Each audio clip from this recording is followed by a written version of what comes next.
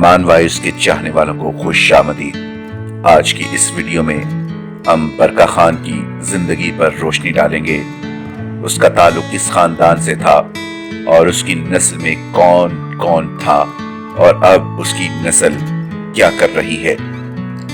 یکم رجب 660 ہجری کو چنگیز خان کے پوتے برکا خان یعنی کہ برقی خان نے اپنے اور اپنی قوم کے مشرف با اسلام ہونے کا اعلان کرتے ہوئے ایک خط لکھ کر مصر کے سلطان رکن الدین بیبرس کو یہ اطلاع دی اور ساتھ ہی یہ بھی بتایا کہ وہ اپنے چچا زاد ہلاکو خان کے خلاف جہاد کے لیے تیار ہے اور اس مقصد کے لیے مصر سے اتحاد کرنا چاہتا ہے۔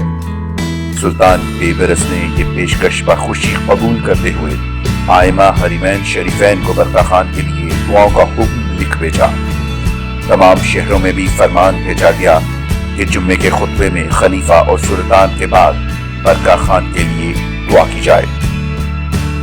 برکا خان کی سلطنت قفقاز کے کوہساروں سے بلغاریہ کی حدود تک وسیع تھی۔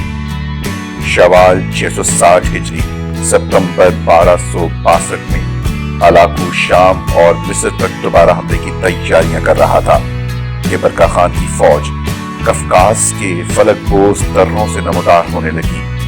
یہ دیکھ کر ہلاکو خان کو شام کی مہم ملتوی کر کے بحیرہ خزر کی طرف فوج بھیجنا پڑی۔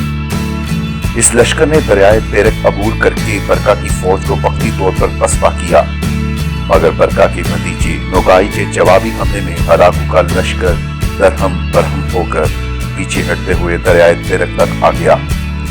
اس وقت موسم سرما عروج پر تھا۔ دریا کی سطح جو سخت سردی سے منجمد ہو چکی تھی لشکر کے بوجھ سے ٹوٹ گئی اور تاتاریوں کی بڑی تعداد ڈوب کر مر گئی۔ ہلاکو خان کا ایک بیٹا بھی مارا گیا اور وہ خود پسپا ہو کر بحیرہ آذربائیجان کے ایک جزیرے میں پناہ لینے پر مجبور ہو گیا۔ اس کے بعد ہلاکو کی الخانہ اور برکا کی زرعی خیل سلطنتوں میں جھڑپوں کا دائرہ کار مشرق تک پھیل گیا۔ ہلاکو نے گرجستان اور آرمانیہ کے نصرانی حلیفوں کو ساتھ ملا کر زرعی خیل کی سرحدوں پر حملے شروع کیے۔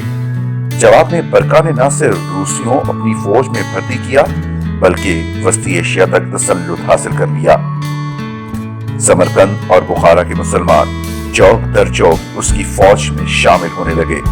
بحیرہ خزر کے جنوب مشرق اور جنوب مغرب میں ان دونوں سلطنتوں کے مابین مسلسل جھڑپیں ہوتی رہیں۔ برکا کے سپاہی ایمان اور ایقان سے بھرپور تھے، جبکہ ہلاکو کی فوج کے سامنے خون ریزی کے سوا کوئی ہدف نہ تھا۔ اس کے سپاہی پست ہمت ہو کر منتشر ہونے لگے۔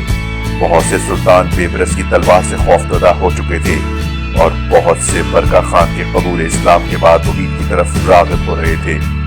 تاتاری اب دو واضح جماعتوں میں بٹ گئے تھے، اسلام دشمن اور اسلام دوست۔ اسلام دوست تاتاری خود کو برکا خان کی طرف منسوب کرنے لگے۔ ان میں جو شامی سرحدوں کے آس پاس تھے انہیں برکا خان کی دور دراز مملکت کی بجائے مصر جانا بہتر محسوس ہوا، چنانچہ ہزاروں تاتاری مصر کی طرف منتقل ہونے لگے۔ سلطان کو اطلاع ملی تو تمام شہروں کے گورنروں کو حکم دیا گیا کہ ان کی پوری طرح مہمانی اور دلجوئی کی جائے اور زیادہ سفر دے کر مصر بھیج دیا جائے۔ کچھ دنوں میں تاتاریوں کی گروہ مصر پہنچے اور سلطان سے امان طلب کی۔ یہ تاریخ میں پہلا موقع تھا کہ تاتاری کسی غیر قوم سے ایمان مانگ رہے ہیں، ورنہ اس سے پہلے ان کے ہاں ایسی کوئی مثال نہ تھی۔ وہ صرف مارنا یا مرنا جانتے تھے۔ سلطان نے ان کی بہت بڑی ضیافت کی، انعام و اکرام سے نوازا اور رہائشیں دی۔